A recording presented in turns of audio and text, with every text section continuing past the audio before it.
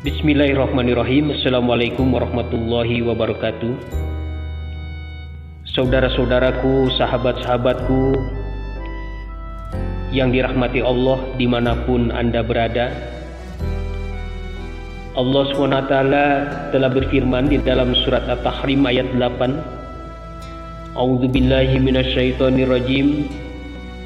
Ya ayyuhalladzina amanu tubu ilallahi taubatan nasuha. Artinya, hai orang-orang yang beriman, bertobatlah kepada Allah dengan taubat yang semurni-murninya.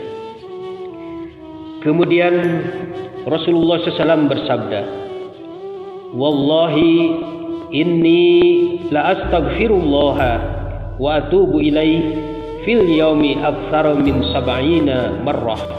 Rawahul Bukhari. Dari Abu Hurairah ia berkata, saya mendengar Rasulullah SAW bersabda, demi Allah, sesungguhnya saya membaca istighfar dan bertobat kepadanya lebih dari 70 kali setiap hari.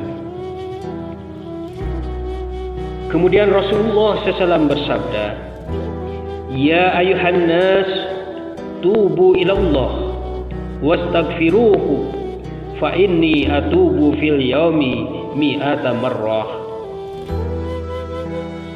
Rasulullah SAW bersabda, wahai manusia, bertobatlah kalian kepada Allah dan mohonlah ampun kepadanya. Sesungguhnya saya bertobat 100 kali setiap hari. Saudara-saudaraku, sahabat-sahabatku yang dirahmati Allah, Allah SWT telah memerintahkan kepada kita untuk senantiasa bertobat kepadanya. Tubu ilallah taubatan nasuha. Bertobatlah kepada Allah dengan sebenar-benarnya taubat. Allah Ta'ala akan menerima taubat seseorang apabila dia benar-benar memohon ampunan kepada Allah Subhanahu wa Ta'ala.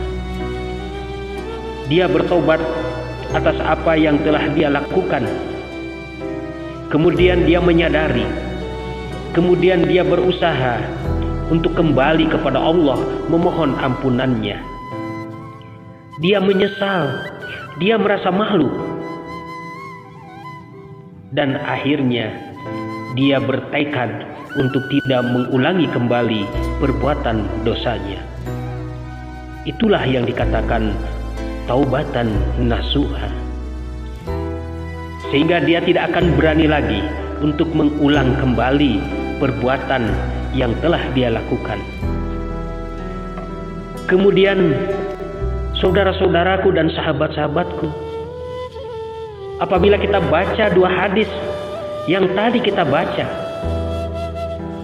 Rasulullah SAW, sebagaimana kita ketahui bahwa beliau adalah insan kamil, bahwa beliau adalah hambanya Allah yang terpilih, seorang manusia, seorang insan yang betul-betul mulia, seorang nabi dan rasul. Bahkan beliau tentunya sudah dijamin oleh Allah Subhanahu wa Ta'ala. Tetapi beliau senantiasa membaca istighfar dan bertobat kepada Allah lebih dari 70 kali setiap hari. Bahkan di dalam hadis lain bahwa beliau bertobat kepada Allah 100 kali setiap hari. Padahal kita tahu siapa beliau itu, orang yang maksum dari dosa, manusia pilihan Allah SWT, kekasih Allah, uswatun hasanah. Tapi beliau nyatakan di dalam hadis ini bahwa lebih dari 70 kali setiap hari, bahkan 100 kali beliau bertobat, beristighfar, memohon ampun kepada Allah. Bagaimana dengan kita? Orang-orang yang tentunya tidak ada jaminan dari Allah SWT, seperti halnya Rasulullah SAW. Orang-orang yang tidak maksum dari dosa. Orang-orang yang senantiasa diintip, diintai oleh setan-setan yang akan berusaha supaya tangan dan kaki kita dan seluruh anggota badan kita melakukan dosa yang tidak diridhoi oleh Allah SWT.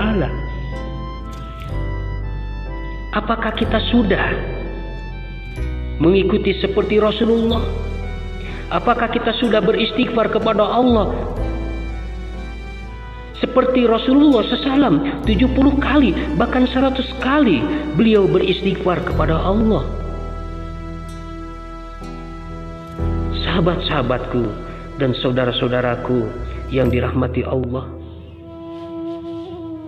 marilah kita selalu beristighfar kepada Allah.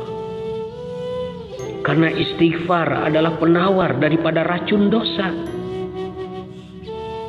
Setiap racun pasti ada penawarnya. Dan dosa adalah racun. Maka penawar daripada racun dosa itu adalah istighfar.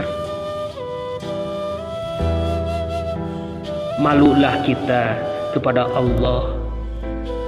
Malulah kita kepada Rasulullah SAW. Apabila kita lalai beristighfar kepada Allah, apabila kita malas beristighfar kepada Allah, apabila kita merasa bahwa istighfar kepada Allah itu adalah suatu hal yang sepele, kita merasa bahwa diri kita tidak membutuhkan istighfar kepada Allah, maka renungkanlah semuanya ini, wahai saudara-saudaraku, sahabat-sahabatku. Allah SWT Maha Pengampun. Allah Ta'ala Maha Penerima Taubat.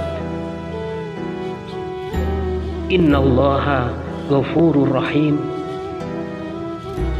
Sehingga di dalam ayat lain dikatakan, Innallaha yuhibbut tawabina wa yuhibbul mutatahhirin. Sesungguhnya Allah sangat mencintai orang-orang yang bertaubat dan juga sangat mencintai orang-orang yang senantiasa mensucikan dirinya. Kesempatan masih ada bagi kita, saudara-saudaraku dan sahabat-sahabatku. Selama kita hidup di dunia ini, iringilah langkah kaki kita dengan taubat, istighfar kepada Allah. Walaupun mungkin kita tidak tahu, mungkin kita sudah lupa akan dosa-dosa yang kita lakukan tanpa kita sadari.